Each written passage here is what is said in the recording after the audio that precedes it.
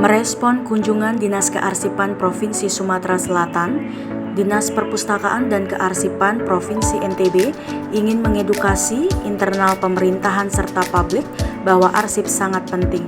Hal-hal yang berkaitan dengan sejarah, ketokohan, kinerja pemerintah harus disimpan dalam arsip daerah sehingga suatu saat tersedia ketika dibutuhkan. Kepala DPK Provinsi NTB Julmansyah MAP menilai Sumsel sudah berhasil menjadikan arsip sebagai agenda penting daerah dan sedang direplikasi pihaknya. Sumatera Selatan itu kan membuat nilai sejarah Sumatera Selatan itu sebagai tulang punggung dari kearsipan. Di sana ada kerjaan Sriwijaya. Kita tahu kerjaan Sriwijaya itu kan mempengaruhi sejarah Indonesia. Dan itu yang kemudian dijadikan sebagai momentum oleh teman-teman di Sumatera Selatan. Ada banyak hal yang di Sumatera Selatan itu sehingga memperkuat posisi Dinas Kearsipan itu tetap berdiri sendiri. Nah, tetapi buat kita yang di NTB, sekalipun kita bergabung dengan perpustakaan, kita tidak boleh melupakan sisi dari kearsipan. Karena seluruh perangkat daerah itu kan dia pencipta arsip.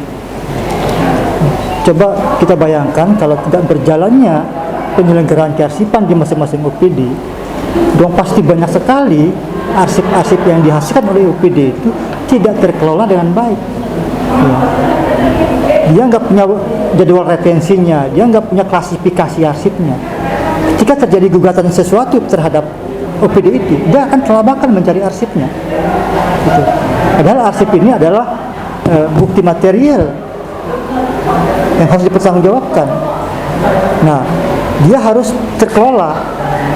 Nah, ini yang kemudian menjadi concern kami di Dinas Kearsipan, Dinas Perpustakaan Kearsipan, agar OPD sebagai pencipta arsip dia harus melaksanakan penyelenggaraan arsip dengan baik dan nggak boleh dipandang sebelah mata. Kita bersyukur teman-teman Sumatera Selatan datang ke sini, ada banyak hal yang kita petik seperti tadi Prof. Edward sampaikan. Dalam rangka reformasi birokrasi, penyederhanaan birokrasi, banyak jabatan-jabatan struktural yang dia harus berubah menjadi fungsional. Dan salah satu fungsional adalah arsiparis. Dan kita sedang berpikir bagaimana agar teman-teman yang tadinya pejabat struktural itu dia memiliki cara pandang, memiliki solusi agar pilihan fungsional arsiparis itu adalah pilihan yang betul sebenarnya. Gitu. Menjadi arsiparis itu kan semua kita nih mengolah arsip. Mas Haris punya arsip di keluarga, punya sertifikat, ya, punya ijazah, ya, punya piagam penghargaan anak.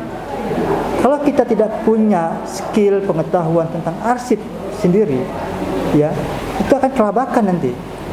Padahal keluarga kita ini kan penghasil arsip juga. Ada rapot, ada akte kelahiran.